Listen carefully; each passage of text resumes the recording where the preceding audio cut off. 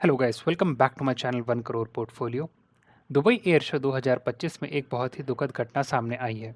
Indian air force का तेजस fighter jet जो hell ने मैन्युफैक्चर किया है अपनी एरियल डिस्प्ले के दौरान क्रैश हो गया। और सबसे ज़्यादा दुख की बात, हमने एक बेहद बहादुर पायलट को खो दिया।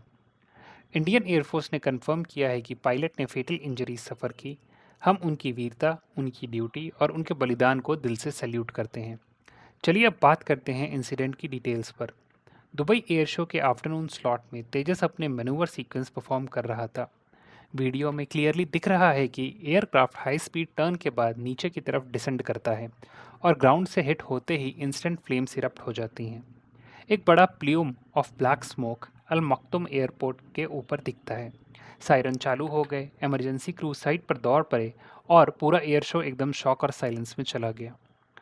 ये इंसिडेंट सिर्फ इमोशनल नहीं बल्कि स्ट्रैटेजिक और इकोनॉमिक एंगल से भी इम्पॉर्टेंट है, क्योंकि तेजस प्रोग्राम इंडिया के डिफेंस इकोसिस्टम का बैकबोन बन चुका है और हैल की रेपुटेशन डायरेक्टली इस एयरक्राफ्ट से जुड़ी हुई है।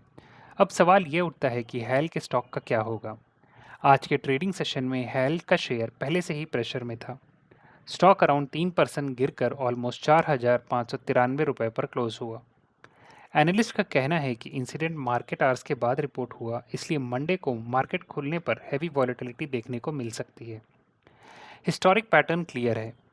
जब भी पास्ट में हेल के शेयर क्रैश हुए, जैसे मार्च 2024 में, स्टॉक ने शॉर्ट टर्म में फॉल दिखाया है। मंडे को भी लोअर ओपनिंग वेरी लाइकली है। लॉन्ग टर्म पिक्चर तभी बिगड़ेगी अगर स्ट्रक्चरल फ्लॉ प्रूव होता है। एनालिस्ट स्पेसिफिकली बोल रहे हैं कि isolated incident long term valuation को रेयरली इफेक्ट करते हैं, जब तक रूट कॉज एनालिसिस में कोई मेजर टेक्निकल डिफेक्ट नहीं मिलता।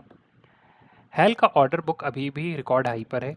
97 तेजस यूनिट्स का mega order, helicopter programme in full swing, engine and support contract यानी बिजनेस पाइपलाइन में अभी भी एक्सट्रीमली स्ट्रॉन्ग परफॉर्मेंस देखने को मिल रही है।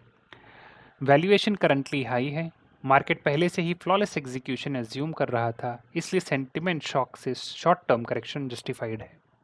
अब इन्वेस्टर्स के लिए सबसे इंपॉर्टेंट क्या है? क्रैश इन्वेस्टिगेशन की क्लैरिटी, दूसरा हेल की ऑफिशियल टेक्निकल स्टेटमेंट, तीसरा फ्यूचर डिलीवरीज पर कोई इम्पैक्ट होगा या नहीं, और चौथा एक्सपोर्ट रेडीनेस पर ग्लोबल परसेप्शन।